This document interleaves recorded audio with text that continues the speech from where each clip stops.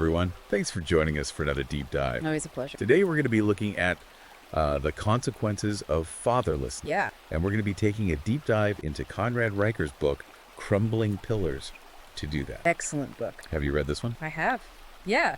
It's a really interesting look at kind of how we got to where we are today, with fatherlessness and kind of the historical and cultural forces that have led us to this point. It brings together all these seemingly separate things. Yeah. Like shifting gender roles and the impact of different, schools of thought and the psychology of all this. Yeah, it's really fascinating how he connects those threads, feminism and cultural Marxism and all these different concepts that you might not think are related at first glance, but he kind of weaves them together into this, coherent narrative. Yeah. One of the things that really jumped out at me was his take on this idea of gender equality, striving for complete equality without, recognizing those inherent differences between men and women. Yeah. And he makes the point that can actually be kind of detrimental. Yeah, I think his point there is that... What do you think about that? Well, I think his point there is that by ignoring these fundamental differences, we end up creating systems that don't actually serve anyone well. Right. We've seen this play out in various ways, like the push for 50-50 representation in all fields, regardless of natural inclinations or the idea that, any differences in outcomes must be due to some kind of systemic oppression. Right. And that ignores the possibility that men and women might just, on average, have different preferences and strengths. Right. And that's where I thought it was really interesting because it ties into this idea of repressive tolerance that he brings up in the book. Absolutely. Have you ever noticed how certain viewpoints, especially ones that challenge the mainstream feminist narrative, they're often silenced or just completely dismissed? Yeah, it's like you're allowed to have an opinion as long as it's the approved opinion. Right. And I think Reicher highlights how this silencing can actually be a tool for maintaining the existing power structure. Totally. It's this idea that we're tolerant, but we're only tolerant of viewpoints that already align with our own. We're tolerant as long as you agree with us. Exactly. And it made me think about how Jordan Peterson, when he first came on the scene, and he was challenging a lot of these feminist ideas, he was immediately labeled as this misogynist or a dangerous figure. Right. It's a way to shut down the conversation before it even begins. Exactly. Yeah. And just because he was expressing his views. Yeah, and it prevents any kind of open dialogue or debate. Right. Which is essential for, a healthy society to have. And then he goes on to talk about toxic masculinity, which is this term that gets thrown around constantly all the time these days. And he suggests that it's often used to demonize traditionally masculine traits. Yeah, I think he makes a good point there. What are your thoughts on the whole idea of toxic masculinity? Well, I think there are certainly negative expressions of masculinity, but I think the term toxic masculinity often gets applied too broadly. Yeah. It's almost like we're pathologizing men and masculine traits in general. Right. Strength, assertiveness, protectiveness. Right. These are often framed as inherently problematic. It's like any traditionally masculine trait is now toxic. Exactly. And it creates this kind of double bind for men because they're told they need to be strong, but not too strong. Right. They need to be assertive, but not too assertive. It's a very fine line to walk. It is. And it's a line that's constantly shifting. Right. And then he moves on to talk about the consequences of fatherlessness. And he really doesn't pull any punches here. No, he doesn't. He brings up some pretty alarming statistics. He does. The statistics are quite stark. Yeah. He talks about the fact that a very large percentage of youth in prison come from fatherless homes. Yeah. And he connects that to, broader societal and psychological effects of father absence, increased poverty, mental health issues, substance abuse. Yeah, it paints a pretty bleak picture. It does. But then he brings in this story about Jabari. Yes. I thought that was a really powerful story. Yeah. And Jabari thrived despite growing up without a father because he had all these other positive male role models. Mentors, teachers, coaches. What do you think we can learn from stories like that? Well, I think it shows that while a father's role is incredibly important, it can be at least partially filled by other men in the community stepping up. It really emphasizes the responsibility we all have to be positive influences on young people. Especially those who might not have that father figure. Exactly. It's like a call to action in a way. It is. It's a call for men to step up. To be more present. Be more present. Be more involved in the lives of young people. Yeah. And then he takes this really interesting turn. And he goes into this whole realm of cultural marketing. Yeah. and its influence on our institution. Where do you see that playing out? Well, I think you see it everywhere these days. Yeah. Now, Riker traces it back to the Frankfurt School and thinkers like Adorno and Marcuse. And he argues that this ideology, seeks to dismantle traditional hierarchies and norms, including the traditional family structure. It's like they're trying to rewrite the whole script. They are. They're trying to redefine everything. Societal structures and traditional values. Exactly. And they do this by, critiquing power dynamics and promoting social justice narrative. Yeah. What are some specific examples that he uses? Well, he points to things like the way certain ideas have infiltrated education, media, and even legal. For instance, he examines the push for gender-neutral language, the focus on dismantling the patriarchy, and this idea that traditional gender roles are inherently oppressive. Yeah, it's a lot to think about. It is. But he doesn't end the book on a completely bleak note. No, he doesn't. Does he? He offers some hope. Right. He delves into this idea of spirituality and this concept of the warrior archetype. Yeah. And he suggests that for men to navigate this landscape successfully, they need to reconnect with a sense of purpose and meaning. Right. And he proposes that embracing the warrior archetype, which emphasizes things like courage, honor, strength, can be a really powerful way for men to find that sense of inner direction. It's like he's saying you need to be a warrior.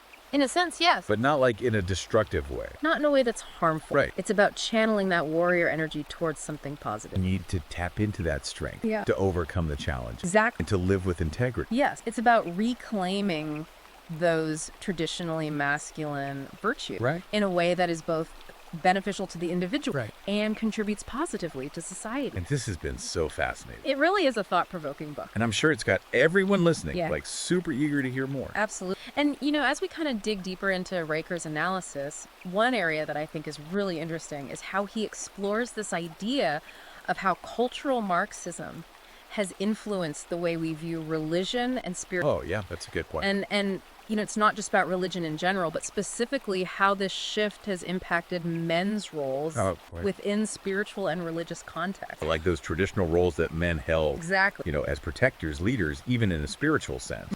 It seems like those have been kind of diminished. Yeah, it's like the feminization of religion, which isn't inherently negative. But it has often come at the expense of acknowledging and addressing men's spiritual needs. It makes you wonder if that's contributed to why so many men feel less connected. I think it has. To these institutions now. Yeah. Like, he talks about the warrior archetype, right? Yeah. And how it's so essential for men to find these healthy ways to express that energy. Right. But how can they do that when these traditional outlets, like religion, have shifted so dramatically? That's the million-dollar question, isn't it? It is. I mean, how do you reclaim your masculinity in a way that's both authentic and constructive? It's not about aggression or dominance. No, not at all. Right. It's about embracing those core virtues of strength and courage and honor. And I think that's where mentorship comes in. Riker really stresses the importance of men coming together, supporting each other, and passing on these values to the next generation. Creating spaces where men can explore their masculinity. And find healthy ways to express those innate drives. It's interesting because it ties back into what we were talking about earlier with fatherlessness. Absolutely. If men are missing those strong, positive male role models in their lives, it makes sense that they might struggle to find that sense of direction and purpose. It's like a void that needs to be filled. Yeah, and that's where the wider community becomes so crucial. It takes a village. Yeah. It's not just the responsibility of fathers. It's the responsibility of the entire community to raise well-rounded men. And speaking of, these expectations on men. Yeah.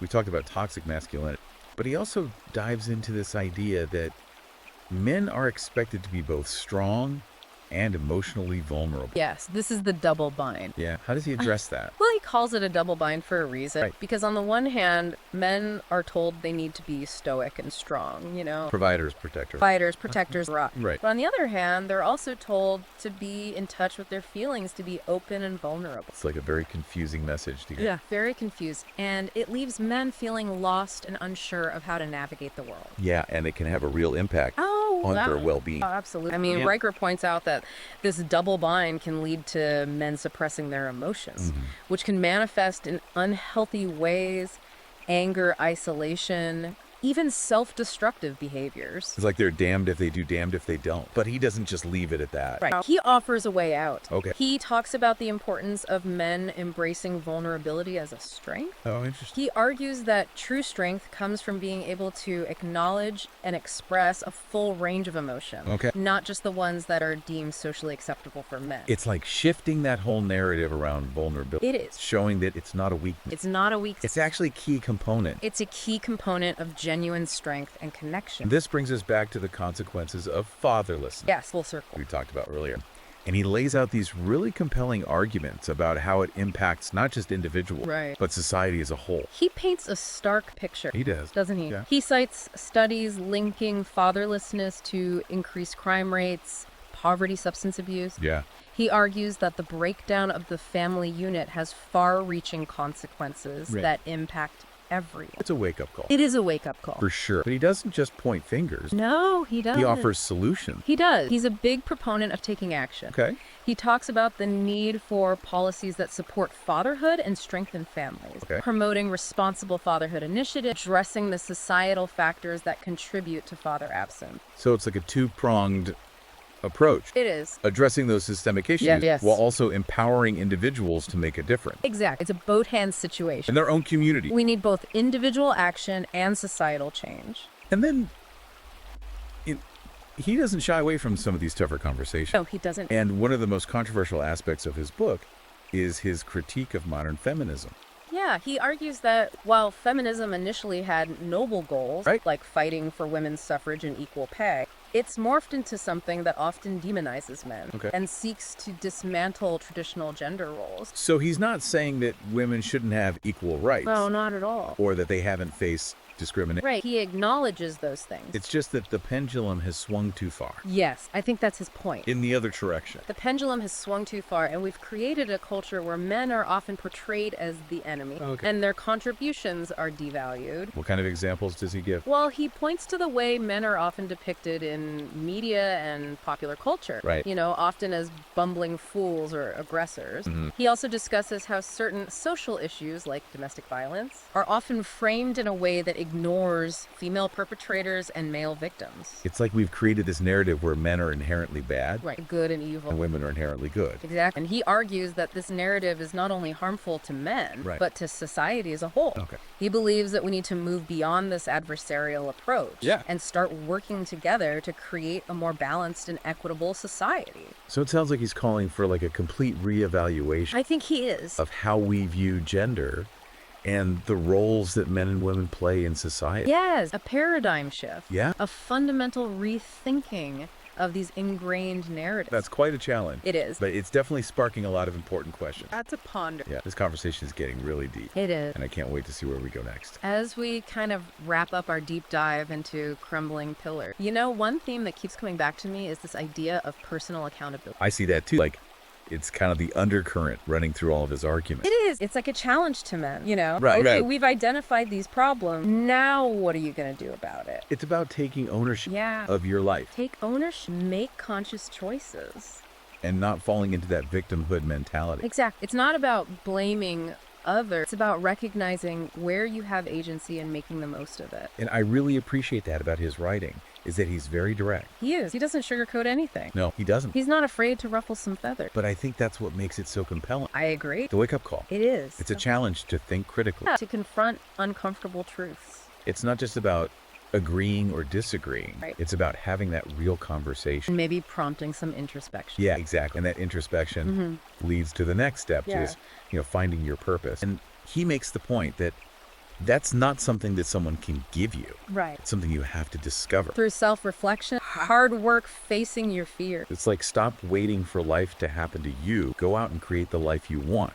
Take control. And that ties back into that whole warrior archetype we talked about. It does. Right. It's about channeling that inner drive, that strength and determination towards something meaningful. He talks about discipline, too. Yes. Which I know that might sound a bit old-fashioned these days. Nay. But I think it's more relevant now than ever. I agree. In this world of instant gratification and endless distraction. Right. You're bombarded with stimulation constantly. Yeah, discipline is what allows you to stay focused on your goals. To resist those temptations that pull you off course. Right. It's about making those conscious choices that align with your values. And your vision for your life. And your vision, even when those choices are hard.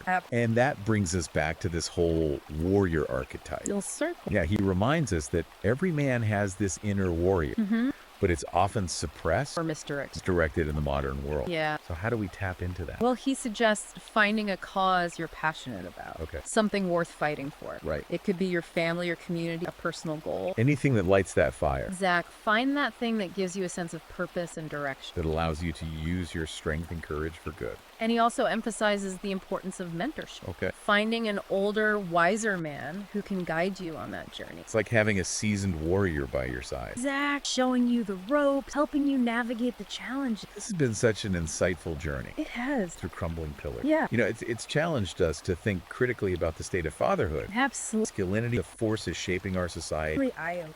If you're looking to explore these ideas further, you can find Crumbling Pillars, The Consequences of Fatherlessness on Amazon Kindle and Google Play Books. It's a book that'll stay with you long after you finish reading it. It really is. It's a call to action for men to reclaim their strength, their purpose, their place in the world. Thanks for joining us on this deep dive. It's been a pleasure. Until next time, keep seeking knowledge, keep questioning, and keep striving to be the best version of yourself.